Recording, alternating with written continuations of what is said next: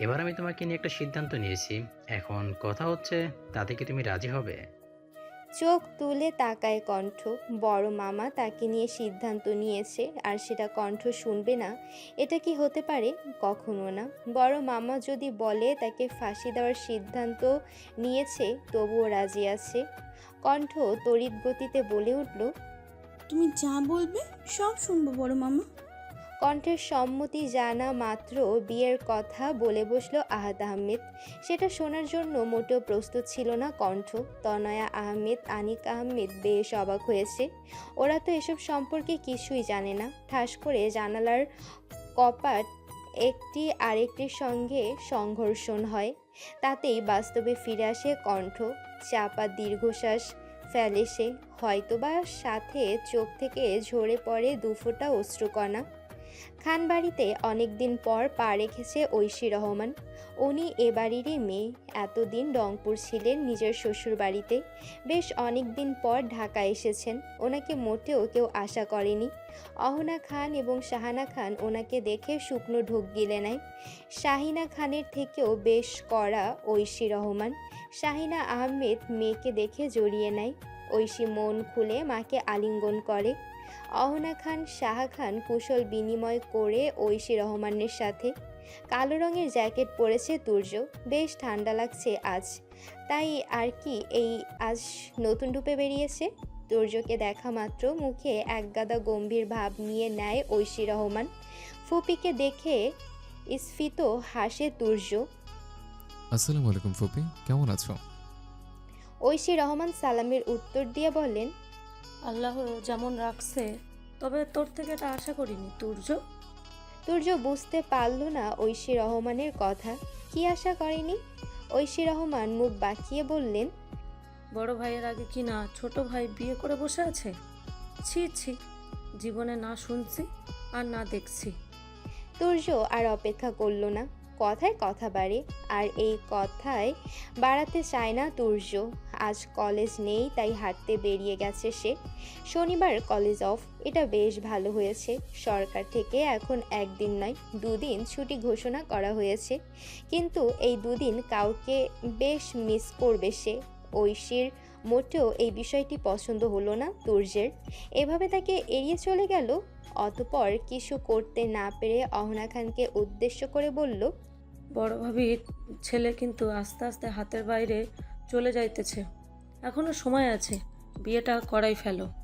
অহনা খান রান্নাঘরে যেতে যেতে বলল, সময় হয়ে গেছে, আসছো যখন একেবারে ছেলের বিয়ে খেয়ে যেও। মৃদু বাতাসে এলোমেলো চুলগুলো উড়ছে এদিক সেদিক। তবুও কাঁধে ব্যাগ চাপিয়ে এগিয়ে যাচ্ছে কণ্ঠ। গন্তব্য অজানা দুচোখ, যতদূর যায় সেটাই গন্তব্য। হঠাৎ বিয়ে কিছুতেই মেনে নিতে পারছে না সেটা কণ্ঠ। এবং কি সেই দুঃখে পাত্রের ছবিটা পর্যন্ত দেখেনি সে। রাতে রিয়া বরের ছবি নিয়ে এসেছিল কণ্ঠের কাছে, কিন্তু কণ্ঠ ঘুমের ভান করে শুয়েছিল। মূলত ওর উদ্দেশ্যই পাত্রের মুখ দেখবে না। বাড়ি থেকে বেশ অনেকটা দূরে চলে এসেছে কণ্ঠ। সামনে পদ্মবিল, ওখানে দু তিনটে বেঞ্চ রাখা আছে। গুটি কয়েক লোকজন দেখা যাচ্ছে, সেখানে গিয়ে বসে পড়ল কণ্ঠ। যতদূর চোখ যায় শুধু পানি আর পানি। মাঝে মাঝে উকি দিচ্ছে পদ্মফুল। খুব সুন্দর দৃশ্য। মুহূর্তের মধ্যে সব মন খারাপ উবে গেল। নিজের পাশে কারো অস্তিত্ব টের পেতেই নড়ে চড়ে উঠল কণ্ঠ। জ্যাকেট পরিহিত একজনকে দেখতে পেল। মেজাজ গরম করে দিচ্ছে তার। আচ্ছা, আর কোনো জায়গাতে বসতে পারলো না? বেশ কড়াভাবে কিছু কথা শুনিয়ে দিল কণ্ঠ। এই যে, অন্য কোথাও বসতে পারলেন না, এখানেই বসতে হলো? আপনাদের মতো লোকজনের জন্য একটু কোথাও বসেও শান্তি নেই। নাক মুখ কুঁচকে নিল কথাগুলো বলে, কিন্তু পর মুহূর্তে ঠোঁট দুটো কিঞ্চিত ফাঁকা হয়ে গেল লোকটির মুখশ্রী দেখে। স্যার আপনি? কপালে ভাঁজ দেখা যায় তুর্যের। জহুরির ন্যায় পরক করছে কণ্ঠকে। শুকনো ঢোক গিলে নেয় কণ্ঠ। এখানে ওনাকে মোটেও আশা করেনি সে। আচ্ছা, তার সাথে এসব কি হচ্ছে? ঘুরে ফিরে স্যারের সামনে খারাপ হতে হলো? ইস, কি বিশ্রী ব্যাপার। তুর্য বিনা বাক্যে উঠে হাঁটতে লাগলো। ওনাকে চলে যেতে দেখে কণ্ঠ উঠে দাঁড়ালো। দৌড়ে গিয়ে ওনার সামনে দাঁড়িয়ে পড়ে। ভ্রু নাচিয়ে কি? জিজ্ঞেস করে তুর্য। জিহ্বা দিয়ে ঠোঁট ভিজিয়ে চাপা স্বরে বলে কণ্ঠ, সরি স্যার, আসলে বুঝতে পারিনি আপনি ছিলেন। পকেটে হাত গুজে ফুস করে শ্বাস নিয়ে বলল তুর্য। আচরণ ঠিক করো। হাঁটতে লাগলো তুর্য, পলকহীন চোখে তাকিয়ে আছে কণ্ঠ। কি খারাপ আচরণ করলো সে? সবসময় তার সাথে এত রুড বিহেভ করার কারণ খুঁজে পায় না সে। দীর্ঘ শ্বাস ফেলে উল্টো পথে হাঁটতে লাগলো কণ্ঠ। কিছু মানুষ ভীষণ রকমভাবে অদ্ভুত হয়, যাদের বোঝা মুশকিল। নিজেদের মতো থাকতে দেওয়াই ভালো, এবং আমাদের উচিত তাদের থেকে দূরত্ব বজায় রাখা।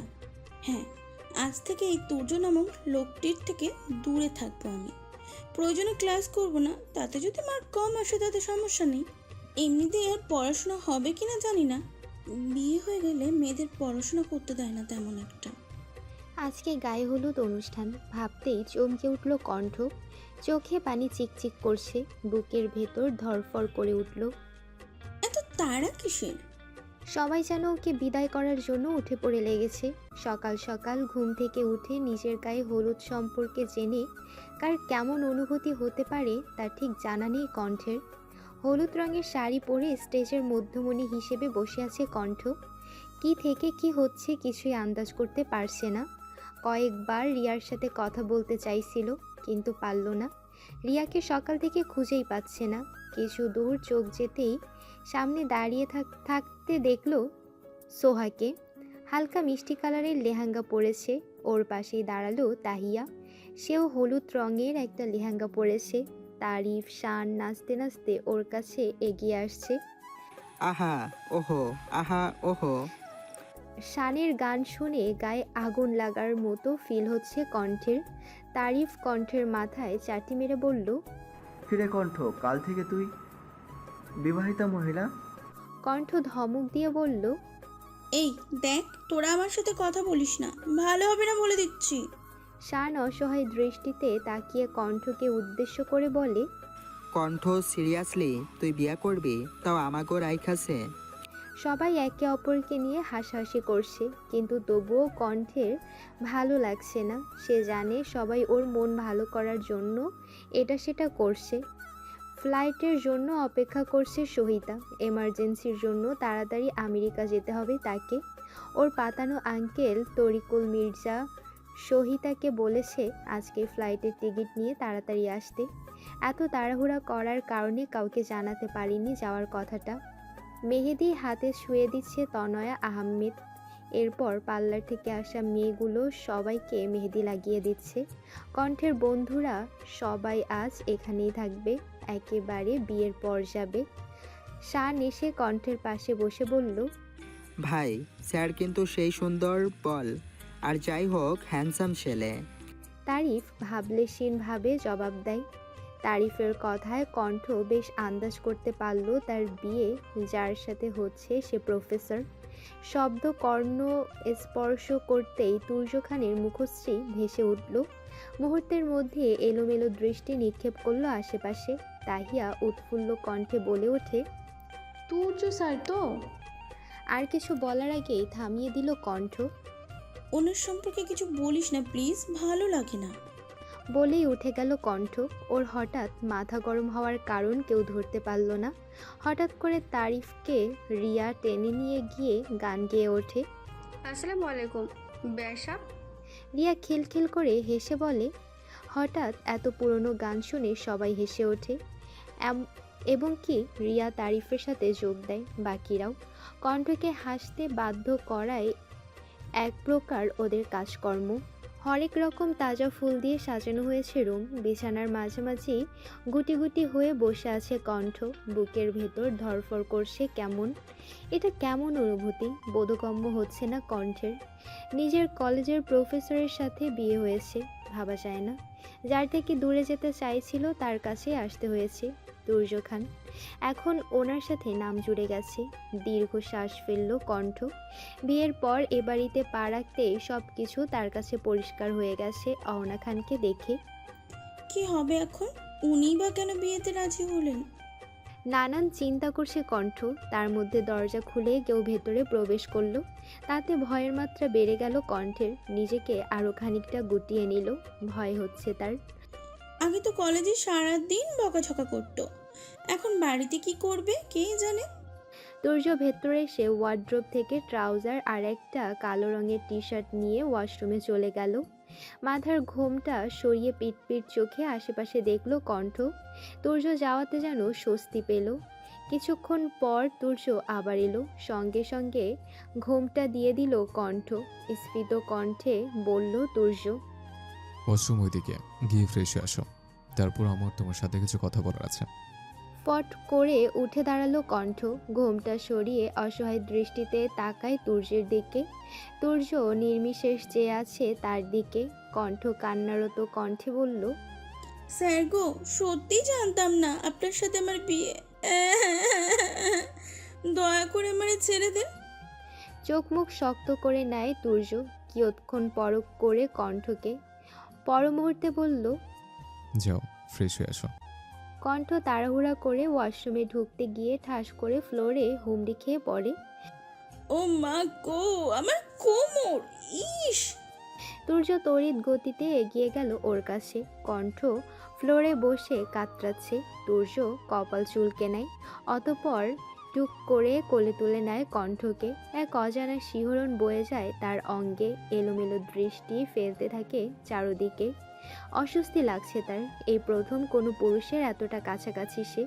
হৃদয় যন্ত্রটা যেন ভেতর থেকে বেরিয়ে আসবে। বিছানায় শুয়ে দেয় তুর্য কণ্ঠকে। মেয়েটা খুব বেশি চঞ্চল, ধীরে সুস্থে গেলে কি হতো? আসলেই তুমি একটা ইডিয়েট।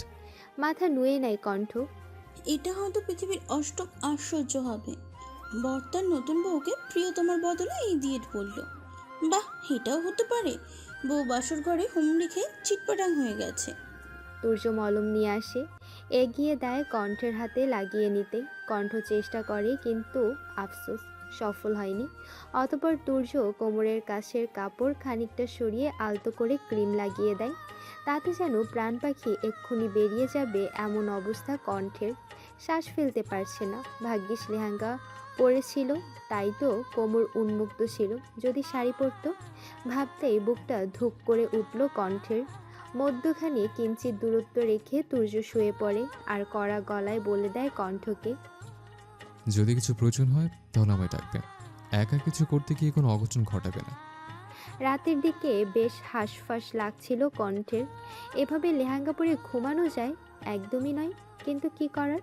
অতঃপর আর থাকতে পারল না কণ্ঠ, আলতো হাতে তুর্যকে ডাকলো। স্যার শুনছেন? স্যার, আপনি কি ঘুমিয়ে গেছেন? তুর্য পাশ ফিরে আচমকা ঝাপটে জড়িয়ে ধরে কণ্ঠকে। চোখ দুটো যেন এক্ষুনি মণিকোঠা থেকে বেরিয়ে আসবে তার। তুর্যের গরম নিঃশ্বাস ঘাড়ে উপচে পড়ছে কণ্ঠের। কিছু অনুভব করছে কণ্ঠ, চেষ্টা করছে তুর্যকে সরানোর, কিন্তু তাতে যেন তুর্যের হাতের বাঁধন আরও দৃঢ় হয়। বৃথা চেষ্টা না করে ওভাবে শুয়ে থাকে কণ্ঠ। আজকে আর ঘুম আসবে না তার। মেয়েটার কথা বড্ড মনে পড়ছে গো। তনয়া আহমেদ আহাদ আহমেদের প্লেটে খাবার দিতে দিতে মনমরা হয়ে কথাটা বললেন। চাপা দীর্ঘশ্বাস ফেলেন আহাদ আহমেদ। যেটা হয়েছে ভালোর জন্যই হয়েছে তনয়া, কণ্ঠ তো আর অসুখী হবে না। তনয়া আহমেদ মাথা নাড়িয়ে বলল। তা ঠিক। আনিক আহমেদ রান্নাঘরের আড়াল থেকে সবটা শুনলেন। মুখে বাঁকা হাসি ছিল, মনে মনে আওড়ালো। যা যা হয়েছে ভালোই হয়েছে, আপদ বিদায় হলো। কিন্তু যদি আমার মেয়ে দেশে থাকতো, আর তখন বিয়ে আমি কিছুতেই হতে দিতাম না। কিন্তু ভাগ্য ভালো, আমার মেয়ে জামাই নিয়ে বিদেশে আছে। কলেজের ক্যাম্পাসে বসে আছে রিয়া, সোহা, শান, তাহিয়া, তারিফ। সবাই কণ্ঠকে ভীষণ মিস করছে। সবাই জিজ্ঞাসু দৃষ্টিতে তাকায় তারিফের দিকে।